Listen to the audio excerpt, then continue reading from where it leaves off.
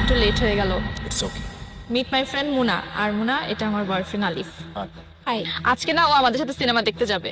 ঠিক আছে, পিপাসা লাগছে, তুমি একটা পানি এনে দিবে? তোমরা তাহলে এখানে ওয়েট করো, আমি নিয়ে আসছি। আরে না না, তোমরা তারা কথা বলো, আমার 2 মিনিট লাগবে, আমি আসছি। তো অনেক স্মার্ট আর অনেক good looking. Thank you very much. আচ্ছা, একটা কথা বলো তো, মানে এই যে ঠিক কি কি করে? কি আজব কথা, নদী কেন আমার জন্য করতে যাবে? আমি ওর বয়ফ্রেন্ড, করলে ওর জন্য। নাই, অবশ্যই আছে। আর যদি এরকম হ্যান্ডসাম আর গুড লুকিং বয়ফ্রেন্ড থাকে তাহলে তো কোনো কথাই নাই। নদীকে তোমার জন্য কি, যে তুমি আমার বয়ফ্রেন্ড হতে, তুমি জানো তোমার জন্য আমি কি কি করতাম? মানে তোমার সমস্ত খরচ, এভরিথিং সব কিছু আমি বহন করতাম। পরে রেস্টুরেন্ট খরচ, তারপরে ব্লা ব্লা আরো আনুষঙ্গিক অনেক খরচ, এই সব কিছু আমি বের করতাম। তোমাকে কিছুই দিতে হবে না, শুধু খরচই না। হ্যাঁ, আর তুমি এখনো নদীর পিছনে পড়ে আসছো। শোনো, আমি আর কথা ঘুরে পেঁচে বলতেছি না, ডিরেক্টলি বলতে চাই, সেটা হচ্ছে তোমাকে, তোমার সব খরচ যা কিছু আছে সব কিছু আমি বহন করব। ইভেন আমার ফ্ল্যাট যে আছে সেই ফ্ল্যাটটা আমি তোমার নামে করে দেবো। জাস্ট তুমি একবার থাকবে, গাড়ি থাকবে, প্রত্যেক মাসে মাসে দেশের বাইরে ট্যুরে যাবে, আর কি চাই? আর তুমি যদি ওই নদীর পেছনে পড়ে থাকো তাহলে আমি আমার নদীর সাথে অনেক ভালো আছি। কাম অন ইয়ার, আমি জাস্ট অবাক হয়ে গেলাম। হ্যাঁ, হয়ে যাও তাহলে তোমার লাইফ সেট।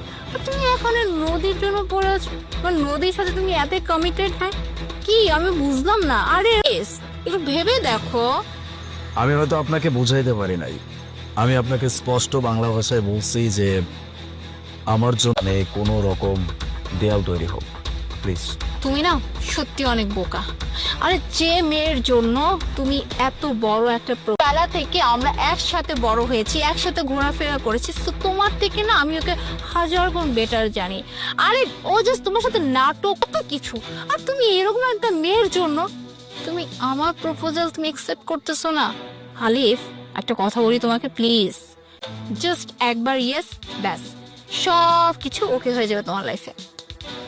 আমি এতক্ষণ যাবৎ চুপচাপ আপনার সামনে দাঁড়িয়ে হাসি বলে, এতক্ষণে আপনার প্রত্যেকটা কথার উত্তর আমি আপনার ওয়েতেই আপনাকে দিতাম। আপনি বেশি বাড়াবাড়ি করে ফেলছেন।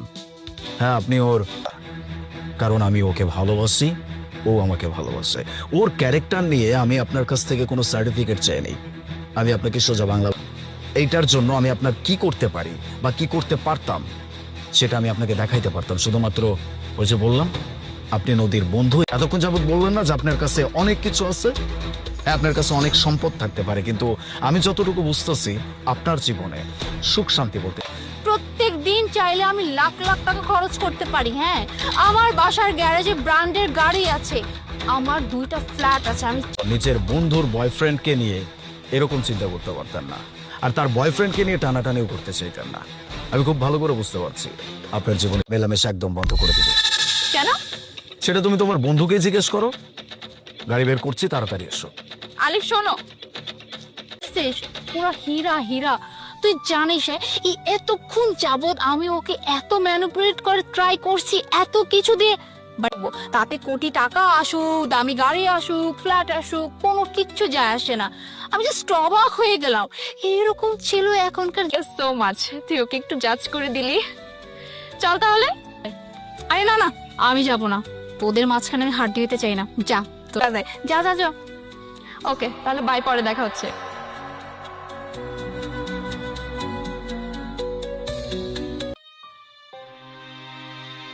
বাবা, বাবা, কি রে মা, তোরা চলে আইসোস? বাবা এই না, মিষ্টিগুলো না খেতে পারেন, বাসায় কুকুর বিড়াল আছে, তাদেরকে খাওয়াবেন। বাবা, বাবা দেখো আমরা চলে আসছি তোমার বড় জামাই নিয়ে। এই 1 প্যাকেট মিষ্টি আনবো, তাও তো আনছে ফুটপাতের থেকে, কেমন হয় তাই না? সস্তা মিষ্টি নিয়ে এসে 1 প্যাকেট। আর এই যে দেখ আমার ছোট জামাই, মিষ্টি আমি খাবো না। বাবা, তুমি এমন করে কথা কইতেছো কেন? তুমি তো জানো তোমার বড় জামাইয়ের ব্যাপারে, তোমার বড় জামাই যতটুকু সামর্থ্য আছে। চলো ভিতরে যাই বসি আমরা। তোরা কেন ভিতরে যাবি? হ্যাঁ, ভিতরে তো যাইবো আমার ছোট জামাই। আর এই যে ছোট জামাই আমি কেন খবর দানছি জানোস? এই যে ভাই, হ্যাঁ, আর তোর জামাই তো কোনো মুরুদি নাই, তোর জামাইরে দিয়ে আমার কি হইব? কোনো উপকারী তো আসবো না। বাবা আপনি কোনো টেনশন করবেন না, আবদারটা হচ্ছে বাবা আমি 10 লক্ষ টাকা দিয়ে এই বাড়িটা বন্ধ কি ছাড়াবো, তারপরে এই বাড়িটা আমার নামে লিখে দিবেন, এই আর কি। কেন বাবা, আমার জামাই ভুল কি বলেছে? 10 লক্ষ টাকা যেহেতু আমার জামাই দিবে, সেই সুবাদে তো এই জমির মালিক আমার জামাই হবে। তাহলে এখানে সমস্যা কোথায়? আর আপনার বয়স হয়েছে, আপনি এই বাড়িতে একা একা কেন থাকবেন? আপনি বৃদ্ধাশ্রমে আপনার সঙ্গীগুলো পাবেন, আলো হাওয়া বাতাস সবকিছু পাবেন, আর আপনার বাকিটা সময় ওখানে সুন্দরভাবে কেটে যাবে বাবা। আমার জন্য এই দোয়াটাই করো, তাই না? আর বৃদ্ধাশ্রমে তোমার কোনো অযত্ন হবে না। আর বিয়ের সময় তোমার জামাই যখন আমাদের এই জায়গাটাই বাড়িটা দেখেছে, ওর অনেক তোলা মুখ সামলায় কত কম, তোর কত বড় সাহস রে? তুই বাবার বৃদ্ধাশ্রমে পাঠাবি? এই কথা তুই মুখে আনলি কি করে যে বাবা এই বসে বৃদ্ধাশ্রম? এই এই তুই আমার ছোট জামাইয়ের সাথে, আমার ছোট মায়ের সাথে এরকম ব্যবহার করতেছিস কেন? হ্যাঁ, আমার এই বিপদ থেকে যদি উদ্ধার করতে হয় তাহলে আমার ছোট মায়া কইছি, আমার ছোট জামাই, আমার ছোট মাইয়া যা কইব সেইটাই রাইট এবং সেইটাই বল থাকবো। আর শোন, তোরা আর এখানে এক মুহূর্ত তারাই থাকবি না। জীবনে তোমার ছোট মায়ের উচ্চস্বরের কথা কমো না। আর আমরা এনে চলে যেতেছি, তুমি তো চাইতেছো না যে আমরা এনে থাই।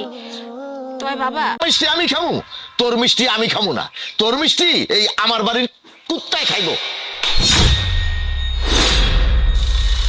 এতগুলা টাকা বাবা তুমি কি ভাবছো? হ্যাঁ, তোমার বাড়িতে আইসি, তোমার অনেক বোঝা লাগতেছে, মানে আমরা খাবার জামাইটার দুই চোখে দেখতে পারো না। তুমি সব সময় তোমার ছোট মাইয়া আর বড় মাইয়া অনেক ভেদাভেদ করছো। আচ্ছা বাবা, তুমি তো নিজে জন্ম